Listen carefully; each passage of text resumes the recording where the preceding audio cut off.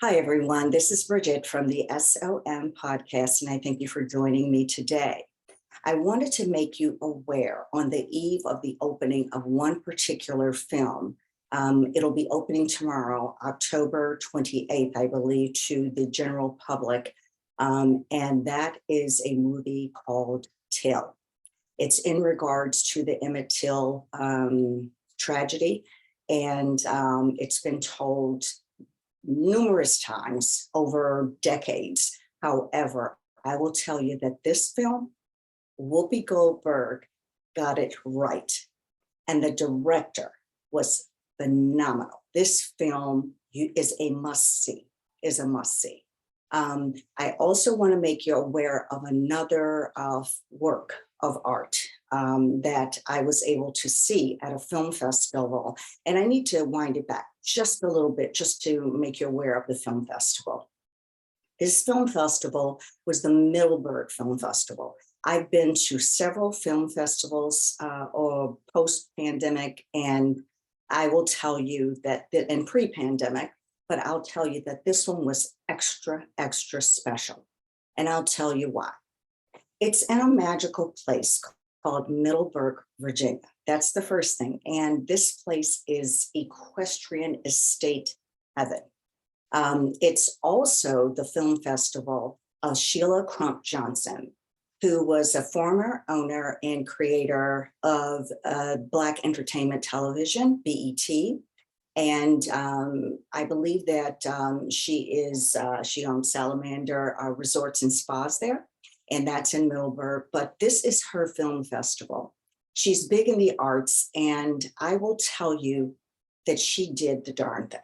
She absolutely has done a phenomenal job, and all the folks around her that put this festival together do a phenomenal job of bringing important works to light and surrounding them with Q&A sessions. And I cannot thank her and her team enough. As I've said, I've been to several film festivals over the course of my years, and this one did not disappoint. And I've been wanting to get there for several years. It's 10 years, so it's relatively young as far as a film festival is concerned, and it can only grow and get better. But with that being said, I saw two very important films. I saw many films there in works and movies, but two that were just standout. One was a documentary that was done, I believe, in 2012, if I'm not mistaken. And this particular documentary was entitled Searching for Sugarman. And wow, was it inspiring? It was enlightening from a humanitarian, a civil standpoint across the world. And the other film, again, was Till. And that was a movie, a full feature movie done on the Emmett Till story. And when I tell you, and I'm not saying this lightly, I don't particularly care for a lot of period pieces for the reason of this. A lot of period pieces take you back to that period, but it's gloomy, it's dark, it's heavy, it's burdensome. This one, it's like I said, the Emmett Till story and tragedy has been told over the decades, and it's been in movies, and it's been documentary style. But none has been like this one. Whoopi Goldberg had her hand all in this, and the director, and I don't want to mess up her name, so I'm going to get it right. Her name is Chinoye Chukwu. This director did her thing. And Whoopi, if you waited 10 years to get this made, it was worth every year you waited, every second, every minute. It was excellent, excellent. The brevity and the gravity of this movie was gripping. It was astounding. It was profound, but the narration and the directing of it told the story in a way that it wasn't as heavy and burdensome to carry. It was told from a humanitarian standpoint and a civility standpoint that could only make us better. And for that, I give you all the props and all the thanks, sis. You did the damn thing. You really did. And the director, girl, talent upon talent upon talent is all I can say. Wow. So with that said, the Teal story is an important one to understand what goes on in this country. It is important. The movie left me so inspired and so encouraged. And there will be tears. I cried. I will not tell you that I didn't. I did. But I cried because I felt lighter. I felt that this story was finally told in an impactful way that showed humanity in a way that it was just real and profound. But it offered a bit of civility with it.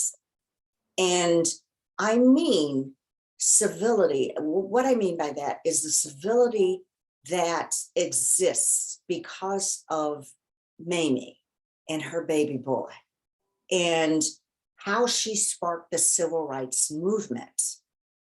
And there was no bloodshed and gore and dogs and, all the things that we're used to seeing with the civil rights and its injustices that were going on across the South, across the North, from East to West Coast.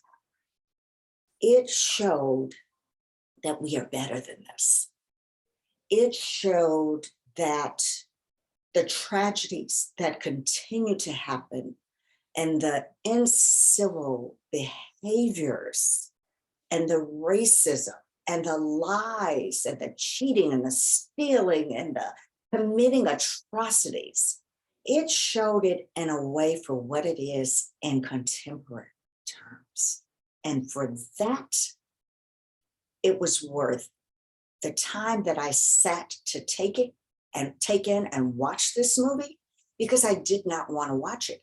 I didn't want to watch it because I didn't want to feel heavy. I didn't want to feel burdened. I didn't want to feel angry or sad. I didn't want all those human emotions to overwhelm me and flood me. And I will tell you with this movie, when I explained it to several of my friends, they all said, I'm not going to see it. I don't want to see it. Enough is enough.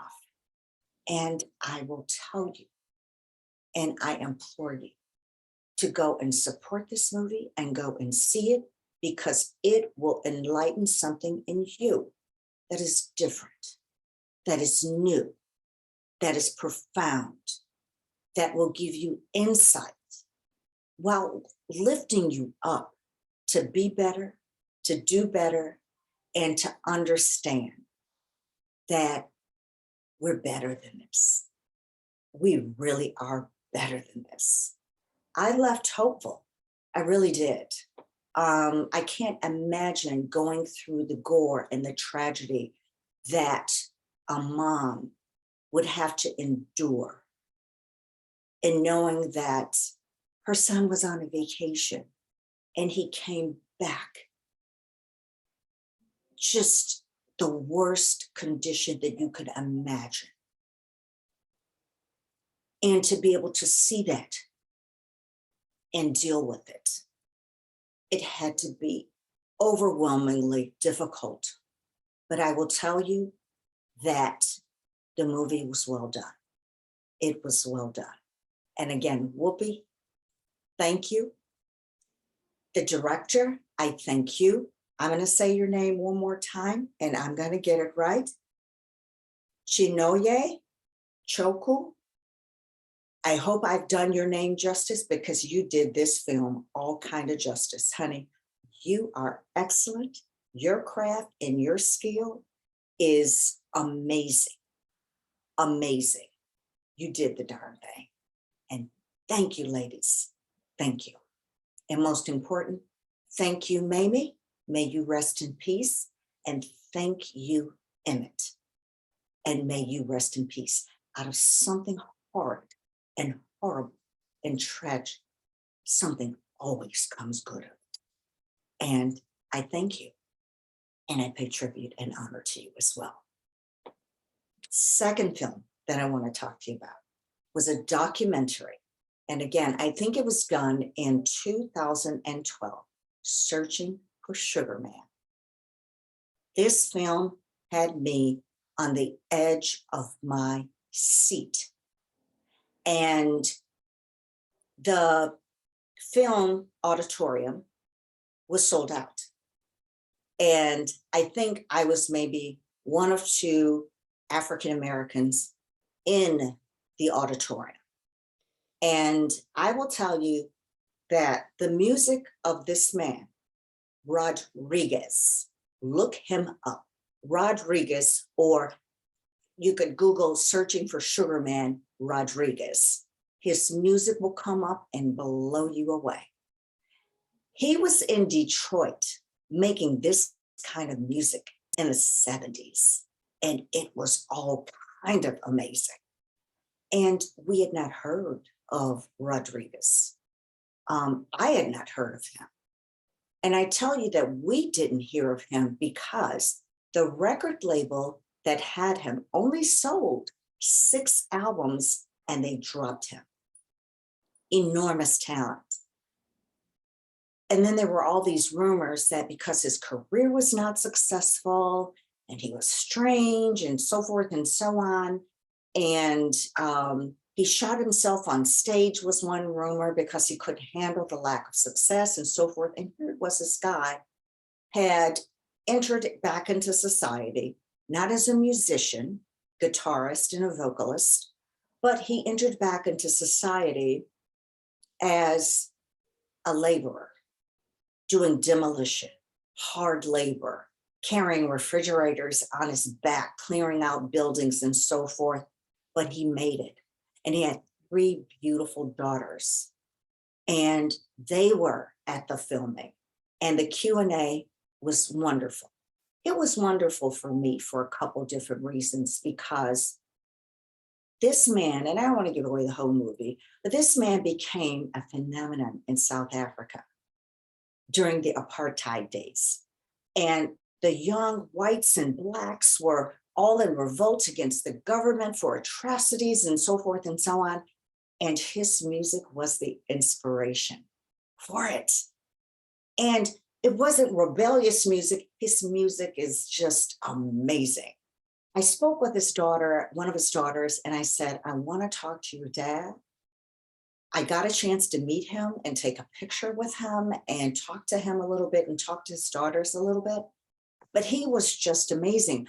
But the thing of it is that this man has a beautiful soul and a beautiful spirit, and it comes out in his music.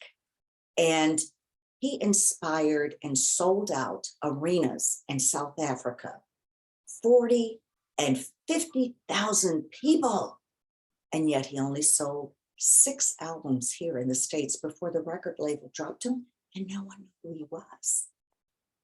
Amazing to me. His name, Rodriguez. I'm convinced that that had a ton to do with it. Back in the 70s, the music was all about, Motown, the soul music and the rock and roll and, the Beatles and the Rolling Stones and so forth and so on. And Rodriguez just didn't fit in. And so he didn't take off in the United States, but he took off in South Africa. Hundreds of millions of records were sold, but he didn't reap any of those benefits. He didn't even know until a documentarian and some folks started looking for him. They said, he's got to be alive. And they found him. They brought him back, and he sold out concerts. He went on and sold out just vast arenas. That's insane to me. And he did nothing here in this country. And he's living in Detroit. That blows my mind. But due to isms and people that are running companies that really shouldn't be running companies, that don't see talent, skill, recognize craft and art, or just talent, across corporations, you're missing out. You're missing out. You've got to examine and be objective, and then kind of model it out in your head and say, would this work? This or that, and figure it out. We're missing so much talent in this country because the name was Rodriguez and it didn't fit a mold. Well, most genius doesn't fit a mold. And so, with that said, you got to see this. The man is phenomenal. But I want to tell you of an instance that happened at the festival. So, again, I'm one of two, probably African Americans in the arena. One was a male, and the other was me. And everybody was asking very soft questions, just like easy, and then Q&A. And normally I'm very objective and I like to take it in and observe and, be intellectual and kind of, take the art in and take it for what it is and appreciate it. Man, something lit inside of me. And people were asking, well, I understand that back then you got 5 cents for royalties. Is that true? And is that true? Here it is. You have this man that spent his lifetime giving, just giving laboriously, as well as through the arts. And I had to give this man his due. So I stood up. And I don't normally do this, but I stood up. I just felt compelled to lift this man and his family. I stood up and he was in a wheelchair. And I said, Rodriguez, I want you to see me when I say this, which is why I'm standing. Your music I had not heard before until today. But I will tell you, I'm going to hunt it down and I'm going to download it wherever I can. If I can get some vinyl, that's even better. But I'm going to tell you, you have an amazing soul. Your spirit comes out of your music, in your music, and it is inspiring and it enlightened me. And it is all kind of beautiful. And I just wanted to say thank you. Thank you for your music. And I said, you, Rodriguez, you rock. And I said it so loud, but it was coming from my soul and my spirit. And I wanted to lift this man. I had to lift this man because his music is just that good. And the crowd cheered and they all looked back at me. And I'm thinking, look at him. Don't look at me. Look at him. And I said, you. And his daughters were like, thank you. He needs that. And I know people need that. That's that humanitarian spirit that we can all give one another. But find that movie. I'm not sure if it's on Netflix. I think it may still be. It's called Searching for Sugarman. And it's about Rodriguez. Thank you, Rodriguez. His daughters are beautiful as well. I could tell they were all different, the 3 that were there. And I don't know if he has other children, but the 3 daughters were all different individuals. And they were all beautifully spirited, quiet, on the quiet side, but they just had beautiful souls. You just know, you just connect in that way. And sitting and talking to him for the few moments that I had was priceless to me. Because when I connect with someone that can touch millions of people, and he still, to me, hasn't gotten his due, it's amazing. So I have to have many more conversations with him in the future and his daughters. And I'm just grateful for having attended the Middleburg Film Festival. And I thank you, Sheila Crump Johnson, for making it happen and doing a beautiful job with your team. And I wish you continued success in the future. 2 films, make it happen. Get to see Teal and Whoopi if you're out there. Honey, you did your thing. The director did her thing. And your team, got it. For this period piece, they got it right. It is uplifting from a humanitarian standpoint, and it taught us all a lesson. So thank you, thank you, thank you. And thank you, Rodriguez. Thank you, Sheila Crump Johnson, again for the Middleburg Film Festival. This is Bridget from the Souls of Many. I'm gonna go ahead and sign off. I will see you until we meet again. Okay? Talk to y'all soon.